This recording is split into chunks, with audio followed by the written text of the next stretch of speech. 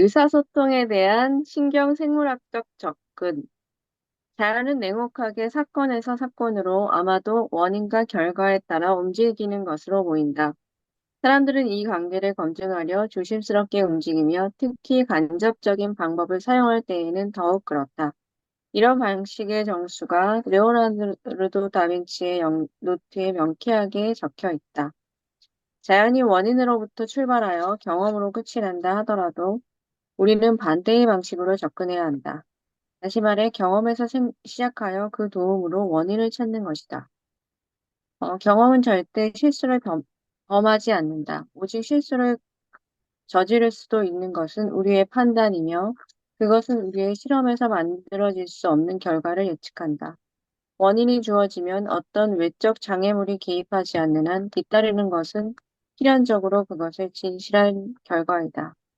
마지막 문장의 요지는 과학적 연구에서 채용된 도식적 언어로 보다 간결하게 전달된다.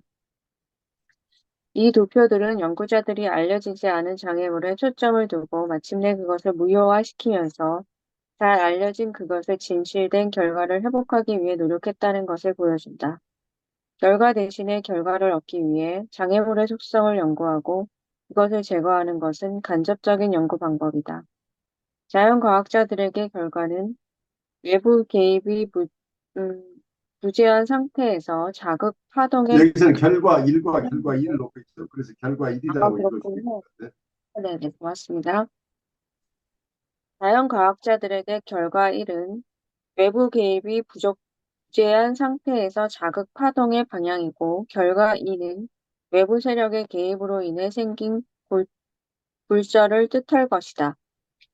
직접적으로 결과 2를 변화시키려고 노력하기보다 에너지를 본래의 흐름으로 복원하기를 원한다면 그들은 알려지지 않은 장애물을 다루어야 할 것이다.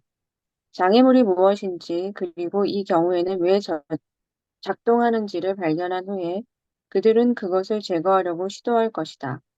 만일 결과 2를 결과 1로 변형시키는 데 성공한다면 그들은 장애물에 대한 그들의 이해가 옳았고 그것을 중화시켰다고 가정할 것이다. 과학적인 사고를 접근하려고 여기 스파티니스도 애를 쓰고 있죠. 어떤 프로이드도 과학적인 사고를 정신분석에 도입하려고 애를 썼던 것과 마찬가지예요. 여기서는 인과관계를 얘기하고 있어요. 원인과 결과. 그래서 레오나르도 다빈치의 어떤 기록을 가져와서 이 설명을 하고 있는데 재미있는 내용이죠. 원인이 있고 결과가 있는데 여기서는 reason을 원인이라고 치고 and를 결과라고 쳤는데 우리가 어떤 결과를 경험하죠. 결과를 경험하는데 왜 이렇게 됐을까 하는 원인을 찾는 것은 거꾸로 가야 되는 거죠. 우리가 원인을 먼저 알고 결과를 찾아내는 이런 과정을 우리는 실제 삶 속에서 우리가 체험할 수 없죠. 우리 결과를 보고 나서 무엇이 원인일까? 대부분 이런 상황이 노출되죠. 그런데 여기서 두 가지 경우를 보고 있죠. 어떤 결과가 있고 원인이 있는데 아무런 장애물이 없을 때 결과 1이 나왔는데 그, 그 비슷한 같은 원인을 제공을 했음에도 불구하고 결과가 달리 나오는 경우가 발생하겠죠. 결과 2가 나왔다는 얘기예요. 다른 경우에 결과 1이 나오는데 본래의 경우에 결과 1이 나올 원인과 결과가 있는데 어떤 원인을 제공하면 어떤 결과가 나온다고 이렇게 그동안에 여러 가지 observation을 통해서 확인이 됐는데 어떤 경우에는 결과 1이 나오자 결과 2가 나왔다고 한다면 결과 2가 나온 것은 어떤 장애물이 끼었기 때문에 결과 2가 나왔을 것이다. 그래서 이때는 이 장애물이 무엇인지를 탐구해서 그 장애물을 제거하는 과정을 통해서 결과 1을 다시 만들어낸다고 한다면 여기서 장애물에 대한 이해도 옳았고 원인에 대해서 알고 있는 것도 옳다. 이런 결과가 오겠죠. 그래서 장애물 제거라는 이런 개념이 여기서 등장하는데 이 자연과학적인 얘기를 하고 있는 것 같지만 여기서 심리적인 얘기 속에 이걸 도입하고 싶은 거겠죠. 어떤 원인이 있어 결과가 있는데 여기서는 주로 커뮤니케이션에 대한 얘기를 하고 있다. 의사소통이 잘 되고 있지 않는 경우 왜 의사소통이 잘 되지 않을까 이제 이런 쪽에서 생각해 볼 수 있겠죠. 이분이 느끼고 있는 정서나 생각이 있다고 하면 이 정서나 생각이 특별한 이유가 없으면 언어화 될 수 있을 텐데 지금까지 얘기를 잘하다 보니 얘기를 하지 못해서 자기 정서나 혹은 생각을 표현하지 못하고 있다. 혹은 다른 사람은 다 잘 표현하고 있는데 이 사람은 잘 표현하지 못하고 있다고 한다면 여기에 어떤 장애물이 있을 것이다 하는 가정을 할 수 있겠죠. 그럼 그 장애물이 무엇인지를 탐색해서 그 장애물을 제거하는 작업을 통해서 막혀있던 의사소통, 커뮤니케이션을 다시 재개할 수 있도록 도와줄 수 있을 것이다 하는 쪽으로 우리가 논의를 진전시킬 수 있겠죠. 그래서 여기서 장애라고 장애물이라는 용어를 obstacle이라고 쓰고 있는데 우리 정신분석에서는 이게 디펜스라는 개념, 방어 개념, 혹은 임상 상황에서 우리 저항이라고 하는 resistance 개념으로 이렇게 바꾸어서 생각해 볼 수 있겠죠. 이런 이 개념은 굉장히 중요하죠. 이 이고 사이칼리지 속에서 방어 분석을 중요시하죠.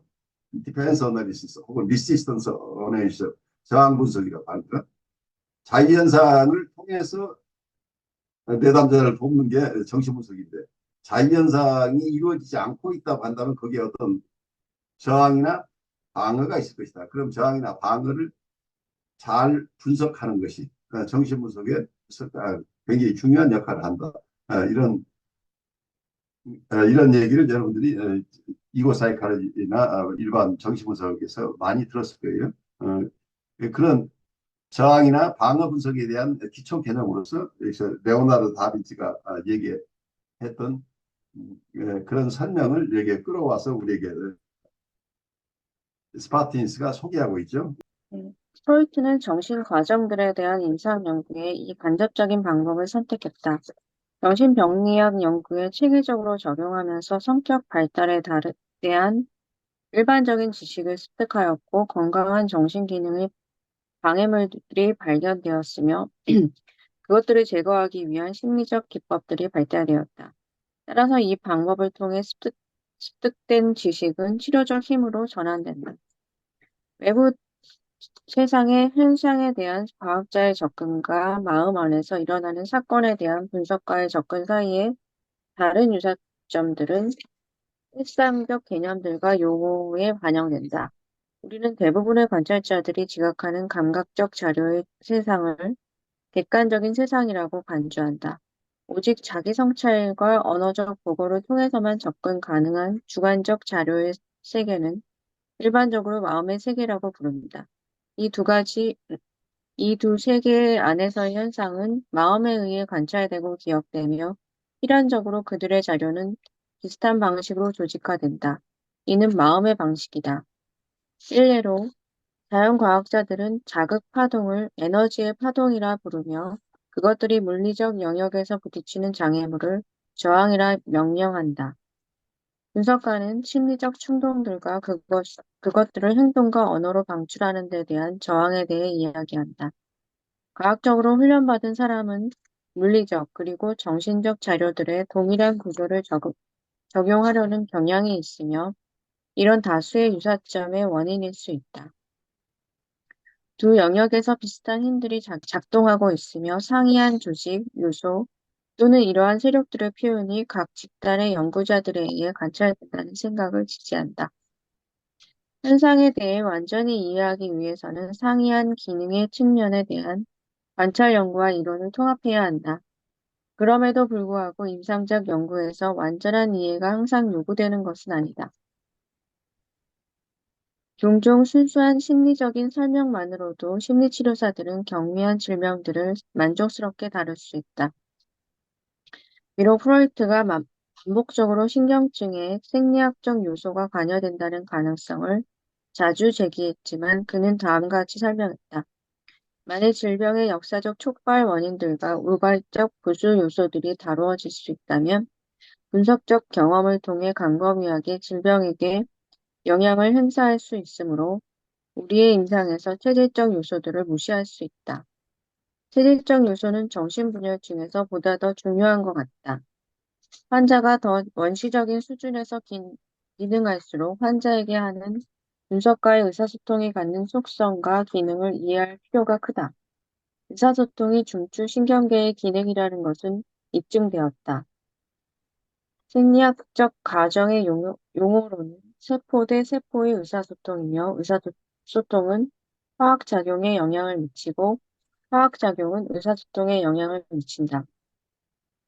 환원하면 정신분석은 중추신경계의 기능에 영향을 미치고 중추신경계 내의 변화는 언어적 의사소통에 영향을 미친다. 분석가의 말들은 고도로 특성화된 심리학적 약물이며 신경체계의 변화를 일으키는 도구이다. 여기 여러 가지 저항에 대한 이야기, 그리고 자연과학적인 관찰과 심리적인 관찰에 대한 얘기를 섞어서 설명하고 있는데, 어, 우리가 어떤 생리적인, 생물학적인 원인들도 항상 있지만 그 환경적 요인이 항상 같이 겹치죠. 여기서 인과관계 얘기를 할 때 원인과 결과를 설명을 할 때 사실은 추상 이걸 추상화해서 원인과 결과를 설명할 때는 하나의 원인이 있어서 하나의 결과가 오는 것처럼 이렇게 보이지만 실제 임상 상황에서는 어느 경우에도 단순하게 하나의 원인이 직접 결과에 그대로 반영된다고 하기는 굉장히 어려운 것으로 보여요. 1대1 대응을 찾기는 굉장히 어렵고 보통 결과는 다중 결정된다. 여러 원인이 있어서 결과가 오기 때문에 사실은 바로 어떤 현상을 보고 그 원인을 직접 찾아내는 건 굉장히 힘들어요.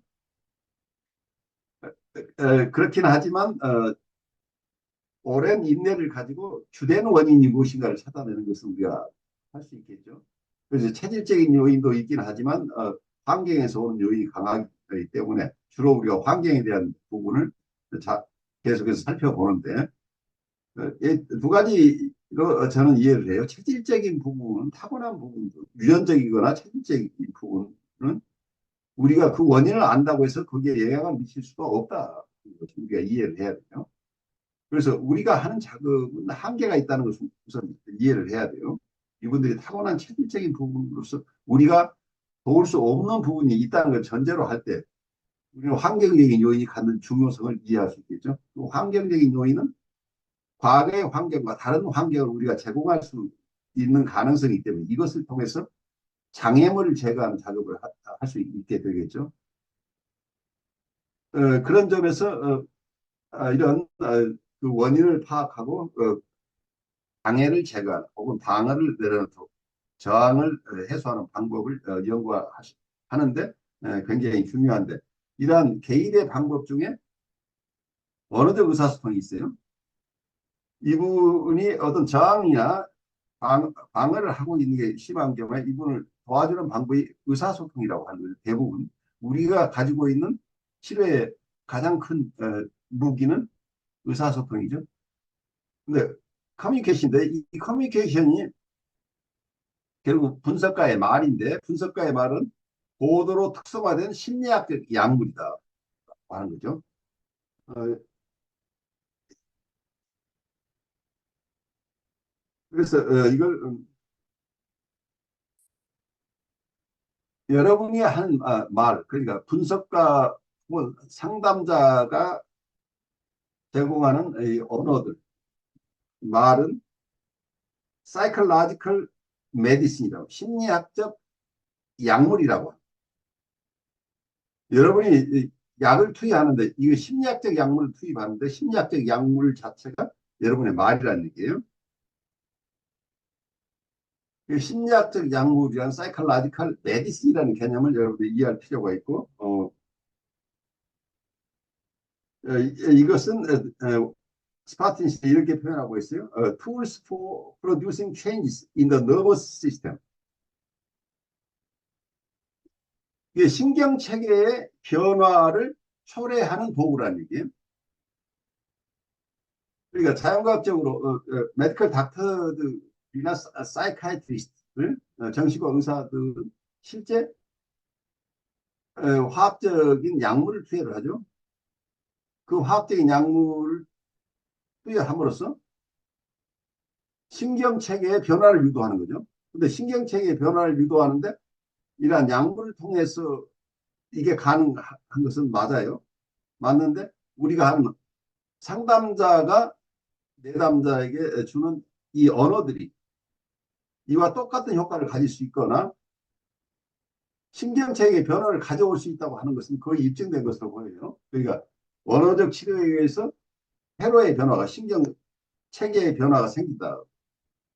그런데 그러면 결국 같은 거 아니냐 하는 얘기를 할 수 있겠어요? 같은 거 아니냐 하는 얘기를 할 수 있는데 약물의 경우에는 그게 적절하게 도움을 받을 수도 있지만 이게 오남용의 문제가 발생할 가능성이 훨씬 더 높아 보여요. 오용이거나 남용이 일어날 경우에 데미지가 굉장히 클 수 있는데 언어적인 약물, 우리가 얘기하는 언어를 통한 치료의 경우에는 거의 부작용이 없다는 장점이 있죠.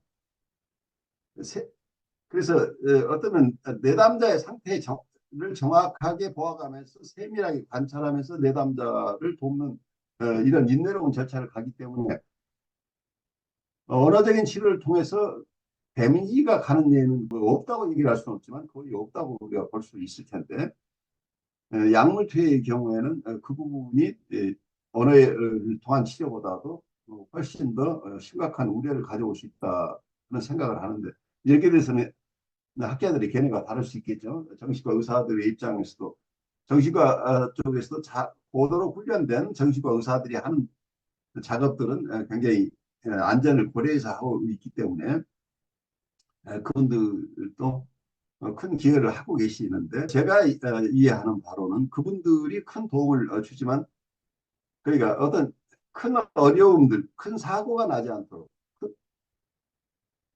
어떤 이분들의 행동화를 위험한 행동화를 막거나 어떤 지나친 퇴행이 일어나는 것을 예방하는 이런 점에서 큰 역할을 할 수 있지만 이분들이 일반 사람들이 가지고 있는 사고 방식이나 정서나 이런 것을 회복해서 정상적인 기능을 하는데 도움을 주는 역할은 약물로서는 한계가 있지 않은가 하는 생각을 저는 해요. 적절한 언어적 의사소통은 부작용이 없다라는 거에 동의하는데, 적절하지 못한 언어적 의사소통도 있을 수 있기 때문에, 그래서 우리가 여기서 훈련이 굉장히 필요한 이유가 네, 항상 약이 잘못 사용되면 그게 부작용을 크게 가져올 수 있기 때문에 도움을 줄 수 있지만 다른 편에서는 사람들에게 어, 상처를 줄 수 있기 때문에 그 지점이 어려운 거죠 사실은. 그래서 단순하게 이분을 돕겠다는 의도만으로 되지 않고 훈련된 분들의 개입이 아니면 이 개입이 굉장히 위험한 이유가 그 부분이에요. 이분들의 마음을 바로 다칠 수 있는 가능성이 있기 때문에 이제 그런 음, 부분. 여기서 말하자면 신경체제의 변화를 가져오는데 좋은 쪽으로 가져올 수 있지만 나쁜 쪽으로 강화시킬 수도 있기 때문에 어려워요. 네. 현대 신경생물학, 전자생물학, 신경생리학, 그리고 다른 신경과학 분야에서 행해진 연구들은 정신분열증의 생물 역학에 대한 몇몇 단서들을 제공했다. 이러한 영역에서의 발견들이 제안하는 것은 신경과학적 견지에서 볼 때 치료적 과정들은 특정 가역적 신경 경로들의 비활성화와 새로운 경로들의 활성화를 수반한다. 오래된 경로들이 일정 기간 비활성화된 후 적절한 시기에 재활성화될 수 있도록 가역적 비활성화가 필요하다. 예를 들어 심각한 장애가 있는 환자가 스스로를 돌보는 패턴을 형성하게 되면 유아기부터 작동했던 의존적 패턴을 사용하지 않을 수 있다. 그러나 신체적 질병에서처럼 의존적 패턴을 일시적으로 재활성화하고 독립적 패턴을 일시적으로 비활성화하는 상황이 발생할 수 있다. 향후 연구를 통해 비활성화되어야 하는 구체적인 체계들과 일시적으로 재활성화되어야 하는 체계들이 밝혀질 것이다. 이러한 비활성화와 활성화 과정들은 심리적 혹은 화학적 수단을 통해서 또는 이 두 가지의 조합을 통해서 성취될 수 있다. 우리는 이제 심리적 과정을 통해 생리적 그리고 화학적 과정들이 어떻게 영향을 미치는지, 그리고 생리적 그리고 화학적 변화를 통해 심리적 과정들이 어떻게 영향을 미치는지를 정확하게 설명하는 방향으로 발전해 나가고 있다. 대뇌 신경생리학자들과 신경과학의 다른 연구자들은 정신분열증 환자의 치료와 실제로 정신분석 치료 전반에 적용할 수 있는 가설과 관찰들을 보고하였다. 본 장에서는 치료자의 의사소통을 위한 특수한 함의들에 대해 신경과학적 공식의 체계 안에서 논의하였다. 그게 정답은 없는데 결국은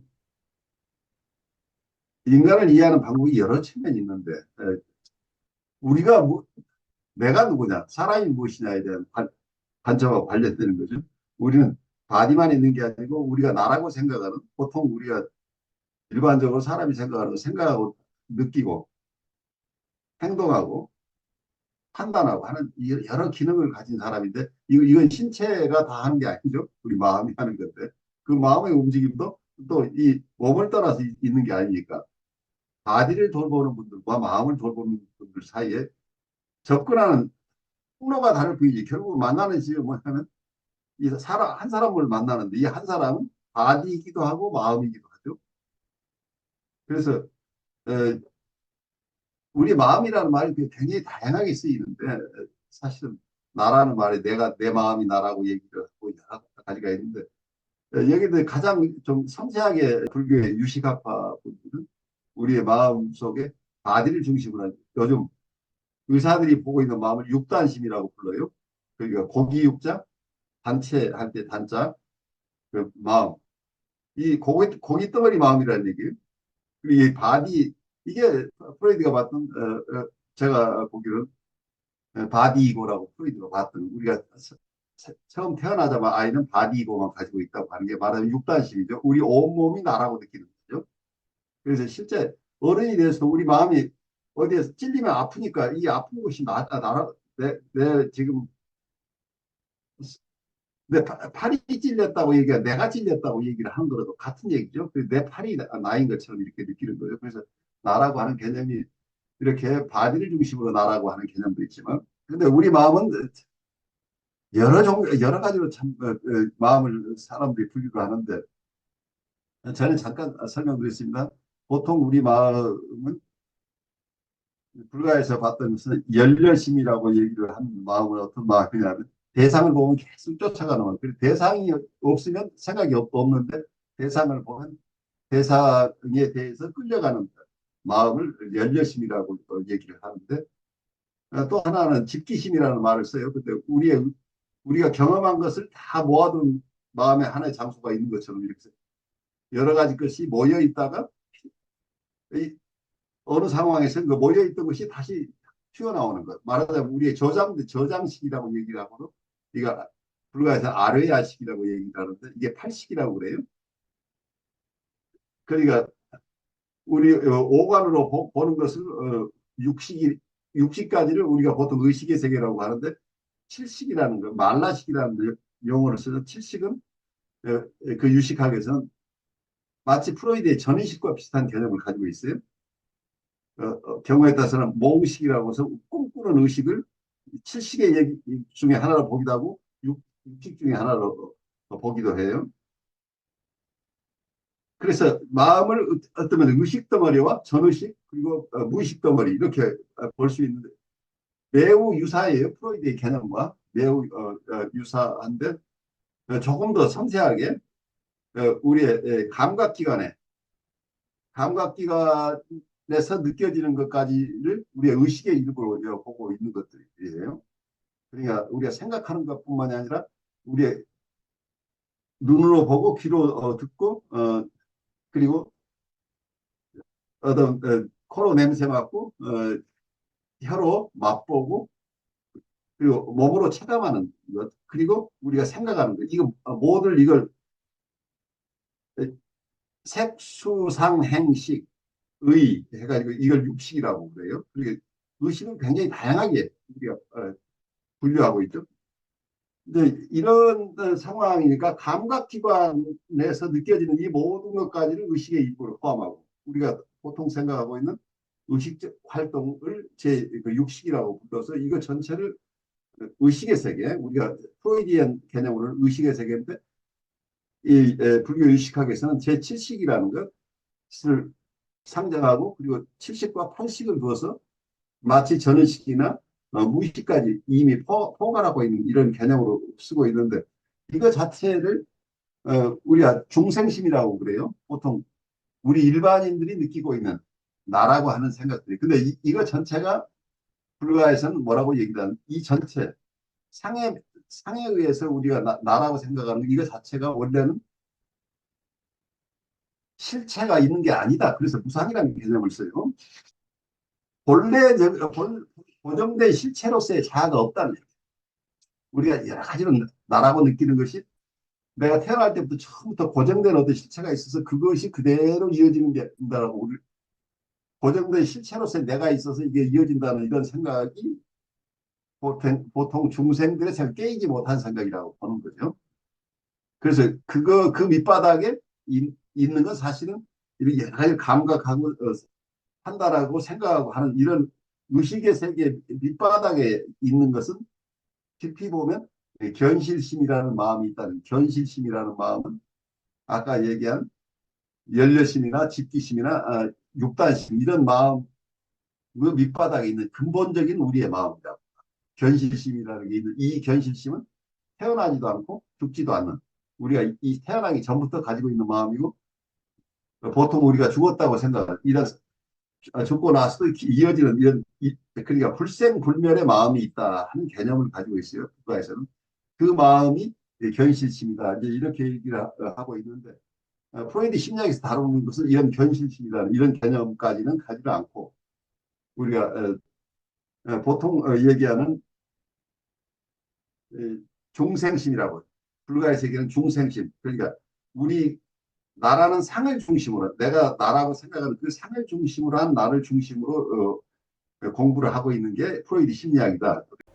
그러나 깊이 영성적인 측면에 가면 상을 여인 상태 나라는 실체가 없는데 그래서 내가 있다고 하는 것도 틀렸고 없다고 하는 것도 틀렸다고 하는 세계에 들어가요. 그러니까 나는 이런 어떤 하나의 모습으로서 내가 아닌 본래의 내가 있다 하는 게 어떤 상에도 어떤 상으로도 그러니까 분리문자 문자로서 설명할 수 없는 내가 이미 있다고 하는 이런 개념이죠. 그러니까 여러분이 이런저런 생각을 많이 느끼고 있죠. 그 밑바닥에 잘 들여다보면 여러분에게는 생로병사하고 상관없이 나를 지탱해주고 있는 마음이 있다. 이런 개념인데 네, 그 부분은 네, 여기 우리 주제에서 너무 벗어나기 때문에 제가 그냥 이런 게 있다는 설명만 조금 드리고 가요. 그래서 우리가 의사들이나 우리 어, 상담자들이 생각하는 것보다 훨씬 더 깊은 마음이라는 것을 우리는 그렇기 때문에 인격적이라고 보여요. 영성적인 측면을 가지고 있다는 거죠. 그래서 우리가 쉽게 표면에 드러나고 우리가 언어로 표현하고 글로 쓸 수 있는 나나 상대방이라는 것을 더 뛰어넘는 아니면 이 언어로서 접근할 수 없는 세계의 인격을 우리가 가지고 있다. 그 인격을 다른 쪽에서 본다면 영성은 그 신성이라고 보는 거죠. 우리 모두가 불가에서 얘기하는 불성을 가지고 태어났다. 아니면 기독교에서 얘기하는 우리가 성령이나 성신을 가지고 있다고 하는 개념이 결국 신성을 가지고 있다는 개념이죠. 그래서 어떤 면에서 우리가 예수님에 대해서 얘기할 때 인성과 신성을 가지고 있다고 하는 거죠. 근데 우리 사람에게도 마찬가지로 결국은 우리가 잘 알지 못했지만 우리가 인격과 신격 말하자면 인성과 신성을 우리가 같이 가진 존재다라고 이해하는 것이 어떤 면에서 영성적인 어프로치라고 보여요.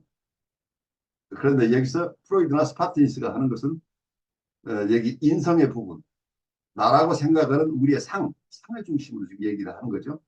그래서 어떤 상으로서 잡아낼 수 없는 근원적인 우리 자아라고 하는 개념. 이게 본화라고 불가에서 얘기를 진화 혹은 본화, 원래의 나, 참 우리말로 참작이라고 하는 것. 참작이라고 하는 것은 혹은 어, 정신분석에서 트루셀프라는 개념을 사용하는 분들이 있지만 그렇게 영성적으로 깊은 영역까지 담아내고 있지는 않는데 용어 자체로서는 이 불가에서 얘기하는 진화의 개념에 가까우죠. 진화라 참 진짜 자기 하자에서 진화 할 때 이게 참작이라는 개념인데 아마 국내에서 참작이 연구소나 이런 개념들을 많이 사용하고 있는데 어떤 상담적인 측면에서 사용하시는 분도 있고 영성적인 측면에 접근하는 분들도 있어서 다양하게 쓰이고 있어요. 네. 그래서 인격 발달이라고 하는 게 인격 발달의 역동이 우리가 지금 얘기하고 있는 것은 인격 전체의 극히 일부를 얘기하고 있다는 것을 우선 이해하고 그런 입장에서 이 책에서 스판시가 보고 있는 인격을 넘어서는 인격까지를 우리가 상담자로서 이해할 필요가 있다는 것을 전제로 하고 이 얘기를 여러분들이 소화했으면 좋겠어요.